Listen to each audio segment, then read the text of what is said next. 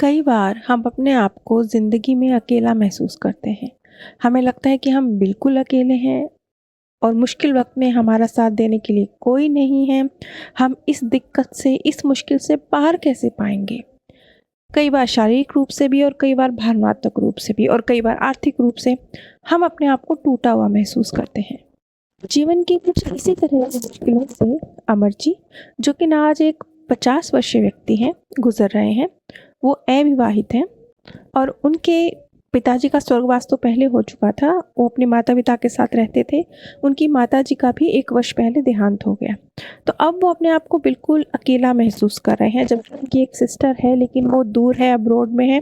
तो वो अपने आप को बिल्कुल अकेला महसूस कर रहे हैं।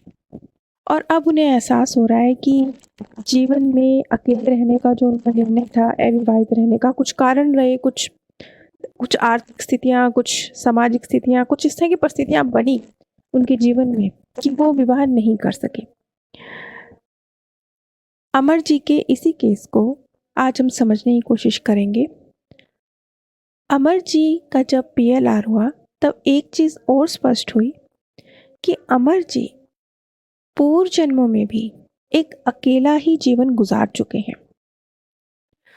पूर्व जन्म में भी वो एक पोलियोग्रस्त, कमज़ोर शरीर के युवक के रूप में हैं और आर्थिक स्थिति भी बस ठीक-ठाक सी ही है। और वो समाज के द्वारा एक तरह से नकारा जाते हैं कि ये अपने जीवन में क्या ही करेगा। हर तरफ से एक बच्चा जिसे बचपन से निग्लेक्ट किया गया है कि ये तो कुछ ही नहीं कर सकता। ये अगर पोलियोग्रस्त है, अगर ये आर्थिक रूप से सक्षम नहीं है, शारीरिक रूप से सक्षम नहीं है, तो ये जीवन में कुछ नहीं कर सकता। ये माता-पिता के ऊपर बोझ बन के रहने वाला है। इस तरह के बच्चे के रूप में पूर्व जन्मों में उनकी परवरिश हुई।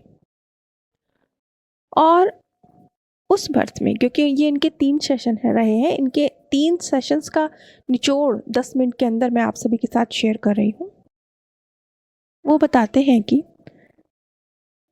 ऐसी परिस्थितियों में जब वो बिल्कुल भावनात्मक रूप से सचमुच इस चीज़ को एक्सेप्ट करने लगे कि हाँ, मैं तो कुछ नहीं कर सकता, सब कह रहे हैं, सब गलत थोड़े ना कह रहे हैं।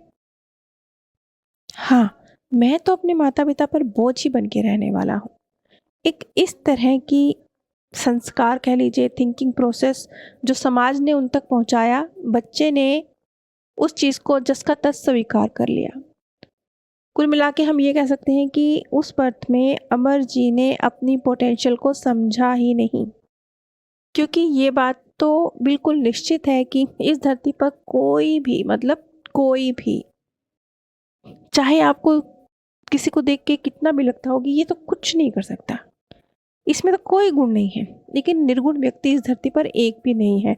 हाँ, सबकी पोटेंशियल अलग-अलग है। लेकिन हमारा समाज कुछ रहा ही ऐसे है कि वो कहते हैं ना कि हाथी, चूहा, चिड़िया, सबको एक ही कैटेगरी में रख कर तोला जाता है। अगर हाथी को उसके तैरने की एबिलिटी से और मछली को उसके उड़ने की एबिलिटी से तोला जाएगा, तो हम उसे नकारा ही कहेंगे। ठीक इसी तरह से अमर जी का जो पास्ट बर्थ का जीवन रहा, समाज के द्वारा, क्योंकि वो शारीरिक रूप से सक्षम नहीं है, क्योंकि वो एक निम्न वर्गीय परिवार में पैदा हुए हैं, इसलिए वो नकारा है, इसलिए उनके पास कुछ नहीं है। जबकि ऐसा नहीं है। भावनात्मक और मानसिक रूप से उनमें बहुत कुछ करने की क्षमता थी, लेकिन परिस्थितियां उनकी इस क्षमता पर प्रहार कर करके जैसे उन्हें ख़त्म कर दिया था। और ऐसे वक्त में उनके टीचर वो उनकी लाइफ में आए, जिन्होंने उन्हें एनकरेज किया कि लोगों की बात नहीं सुननी, लोग जो कह रहे हैं अपने कानों को बंद रखना है, तुम्हें पढ़ना है, तुम बहुत कुछ कर सकते हो। और उस बर्थ में उनके जो वो टीचर रहे, उन्होंने हाथ की कारीगरी से जुड़े हुए बहुत सारे कार्य अमर जी को सिखाए, जिसके ज़रिए अमर जी ने एक अच्छा जीवन यापन किया। वो अपने पैरों पर स्टैंड हुए। लेकिन वो कितना मर्जी अपने पैरों पर स्टैंड हुए, जो समाज के कुछ लोग हैं, जब वो आप पर कमी निकालते हैं, तो वो कहीं न कहीं से खोज ही लेते हैं। आपको डीमोटिवेट करने का रास्ता भी कहीं न कहीं से निकाल ही लेते हैं। खूबियों में भी कमियां कहीं ना कहीं ढूंढ ही लेते हैं। तो अमर जी का जीवन कुछ हद तक ऐसा ही रहा, जिसमें समाज ने चाहे उन्हें नकारा कहा, लेकिन उन्होंने उनके टीचर की बदौलत अपने पैरों पर स्टैंड करना, और उस बर्थ में भी वो अविवाहित रहे, लेकिन उन्होंने अपने पैरों पर स्वयं खड़े हुए और अपने माता पिता की देखभाल भी कर सकने में सक्षम हुए, जिसके लिए लोग उन्हें कहते थे कि वो कभी नहीं कर पाएंगे। उस बर्थ में अमर जी के अंदर, क्योंकि उनका एक अविवाहित व्यक्ति के रूप में उन्होंने जीवन जिया, एक ये दर्द कि किसी महिला के द्वारा, किसी लड़की के द्वारा वो प्यार किए जाने योग्य नहीं है, ये भावना बहुत अंदर तक उनके अंदर घर कर गई। और कुछ समाज का नियम और कुछ जो उन्होंने एक ऐसा जीवन, अकेला जीवन गुजारा, उनके जीवन में कोई लड़की नहीं आई, इस वजह से भी ये चीज़ उनके अंदर गहराई से बैठी हुई थी कि वो इस लायक नहीं है कि कोई लड़की उन्हें पसंद कर सके। अमर जी ने जो आत्मालोक का एक्सपीरियंस किया, उस बर्थ में देह छोड़ने के बाद जो सबसे पहले उनकी मुलाकात हुई, आत्मालोक में जब उनका प्रवेश हुआ, तो उनका स्वागत उनके उन्हीं टीचर के द्वारा किया गया। उनके टीचर, अब देखा जाए तो उनका कोई आपस में खून का संबंध तो नहीं था, लेकिन फिर भी सोल वर्ल्ड में सबसे पहले जो उनका स्वागत करने के लिए मौजूद थे, वो उनके टीचर ही थे। क्यों? क्योंकि मृत्यु के बाद आपका स्वागत कैसे किया जाएगा? बहुत सारी आत्माओं के द्वारा आपका स्वागत किया जाता है। जो आत्मा जितनी कम विकसित होती है, उतना अधिक आत्माओं के द्वारा उसका स्वागत किया जाता है, और जितनी ज़्यादा विकसित हो जाती है, उतना ना के बराबर, और कई बार कोई भी नहीं, सिर्फ मार्गदर्शक के द्वारा उसका स्वागत किया जाता है। क्यों? क्योंकि इसकी आवश्यकता नहीं होती। जितनी एक आत्मा कम विकसित है, उसने कम जीवन जिए हैं, उतना उसे जो उसके कार्मिक संबंध हैं वो खींचते हैं। मोह कह लीजिए, प्रेम कह लीजिए, बहुत गहराई से उसे खींचता है। वो कहीं ना कहीं बंधी हुई होती है। यही वजह होती है कि मृत्यु के बाद आपके जितना कम विकसित सोल है, उतना वो ज़्यादा आत्माओं से मुलाकात करेगी, जो उसके जीवन में जिनका असर रहा है बारी बारी से, और जिनका जितनी ज़्यादा विकसित है, उतना वो कम आत्माओं से मुलाकात करेगी। अमर जी की जो मुलाकात है, सबसे पहले उनके जो टीचर रहे उनसे हुई। अमर जी का स्वागत उनके टीचर के द्वारा क्यों किया गया? क्योंकि आज के समय में अमर जी के टीचर ही उनके मार्गदर्शक के रोल में हैं, और पूर्व बर्थ में भी उनके मार्गदर्शक ने ही सिर्फ अमर जी को आगे बढ़ाने के लिए उनके जीवन में टीचर के रूप में पदार्पण किया। कुछ ही वर्ष जो वो अमर जी के जीवन में रहे, वो कुछ वर्ष अमर जी के जीवन को पूरी तरह से परिवर्तित करके गए।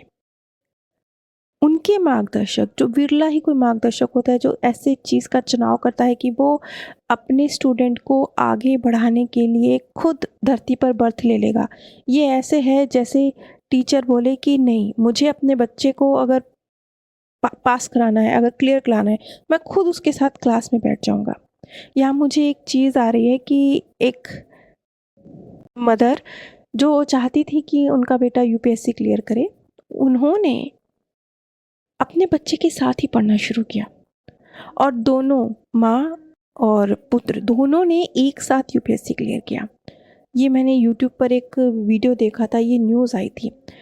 तो बस ये कुछ इसी तरह से समझ लीजिए कि वो मार्गदर्शक भी अपने स्टूडेंट से इतना प्रेम करते थे कि उन्होंने धरती पर बर्थ लेना स्वीकार किया, सिर्फ अपने स्टूडेंट को ग्रो करने के लिए। ऐसा विरला किसी केस में होता है, और ऐसा तभी होता है जब स्टूडेंट को एक तो सबसे ज़्यादा ज़रूरत हो, दूसरा मार्गदर्शक के पास भी सिर्फ वो जूनियर मार्गदर्शक हो और उसके पास सिर्फ एक ही सोल हो जिसे उसने आगे बढ़ाना है। लेकिन ऐसे ही विरले केस में से एक ये अमर जी का केस रहा, और उनके जो टीचर थे, जो कि उनके मार्गदर्शक ही थे, और उन्होंने उनकी लाइफ में बहुत उनके लाइफ को चेंज कर देने वाला रोल प्ले करा।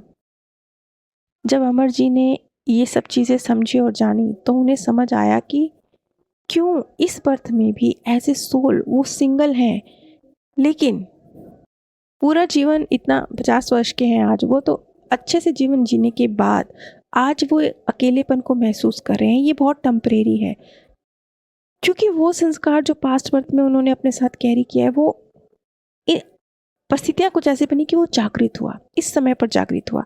जैसे हमारे अंदर कोई बीमारी होती है ना, तो कभी हम ठीक रहते हैं, लेकिन कभी मौसम बिगड़ता है, कुछ होता है, मौसम चेंज होता है, तो हमें हमारी वो बीमारी जो हमें तंग नहीं कर रही थी, हम शांत थे, सही था, वो जागृत हो जाती है। बस ऐसे ही समझ लीजिए कि अच्छा जीवन जी रहे थे अमर जी, स्ट्रॉन्ग व्यक्ति के रूप में जी रहे थे, लेकिन जब उनकी माताजी गईं, वो जो 1 साल का ये पीरियड रहा, इसमें उनका जो वो संस्कार है जिसमें वो अकेलापन महसूस कर रहे हैं और उन्हें ऐसे लग रहा है कि वो कैपेबल नहीं है कुछ कर सकने की, वो वर्थलेस हैं।